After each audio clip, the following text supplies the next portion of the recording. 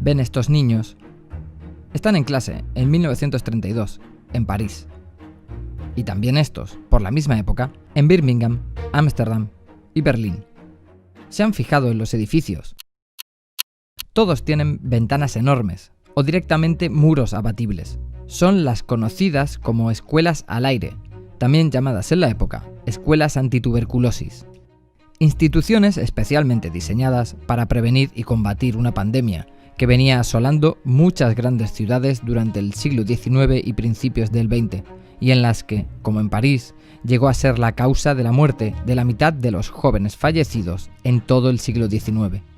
Y es que, durante décadas tras el descubrimiento del bacilo de la enfermedad por Robert Koch, lo único que se supo es que la bacteria era infecciosa, que sobrevivía en los lugares más oscuros y polvorientos, y que el sol y el aire limpio y el reposo mejoraban a los pacientes.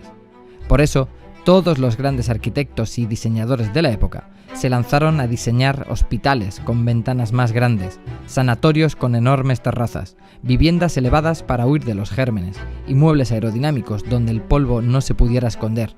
Y así nació la arquitectura modernista, el gran ejemplo de cómo las pandemias han dibujado desde siempre la forma de nuestras ciudades.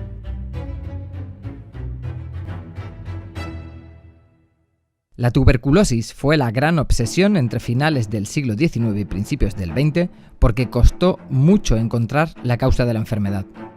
Era una de esas enfermedades desconocidas que se propagó por toda Europa desde finales del siglo XVIII y en torno a la que se construyó la teoría de la transmisión por culpa del aire sucio que había en las ciudades.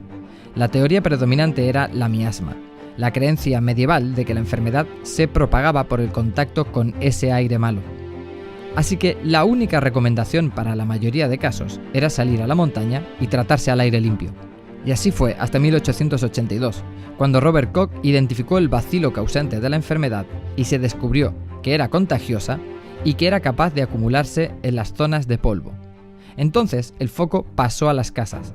Eran las casas las que estaban enfermas.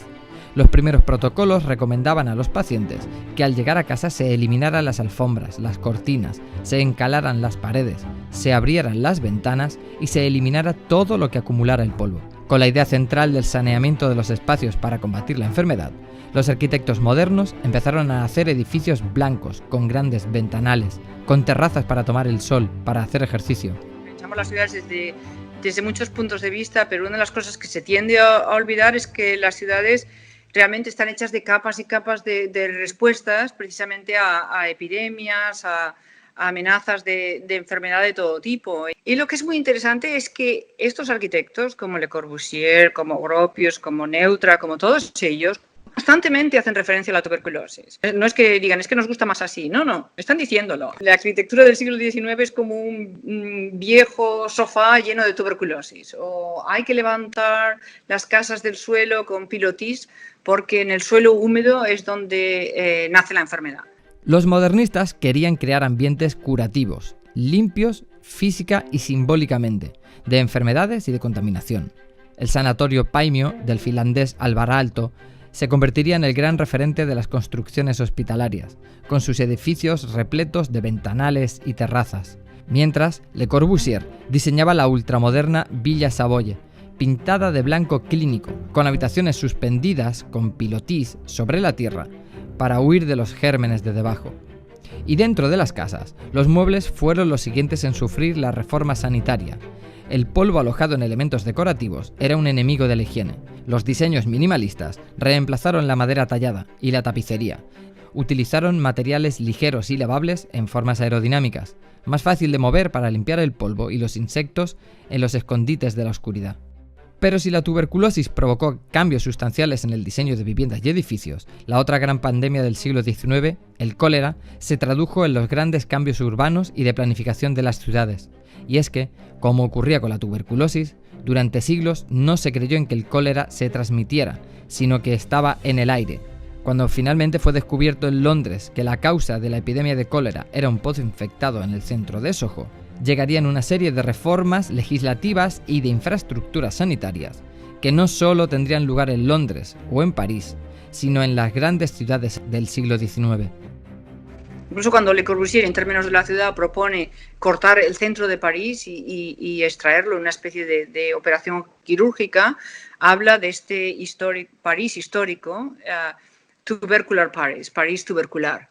Cuando Le Corbusier llega a Barcelona y también propone un plan de saneamiento, y se llamaban así, de saneamiento del centro de Barcelona, también es así. O sea, él propone mantener las calles más importantes del casco histórico y realmente limpiar detrás y eliminar todos estos densidad urbana donde se transmitía la tuberculosis. Con los años y el avance de la ciencia médica, llegaron versiones más avanzadas de antibióticos y antivirales, y el uso de la arquitectura para tratar las enfermedades infecciosas disminuyó. Pero hoy, con la pandemia del COVID-19, el mundo ha vuelto a sentirse tuberculoso en cierto modo. Los hospitales no estaban pensados para soportar la enorme avalancha de enfermos, ni diseñados para tratar enfermedades de tan alto contagio. A la población se le ha pedido que cambie de ambiente, se le ha pedido que se quede dentro, en sus casas, y ha trasladado la oficina al hogar, que no estaba preparada para ello. Y con la llegada de la nueva normalidad y el distanciamiento social, todos los espacios públicos se tienen que adaptar para ser más preventivos e higiénicos. Sin vacuna todavía a la vista, la arquitectura y el urbanismo vuelven a tomar el protagonismo en la lucha contra una pandemia.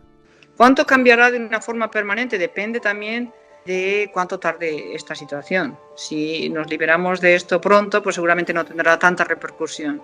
Si realmente dura más, entonces sí que nos habrá impactado de una manera importante.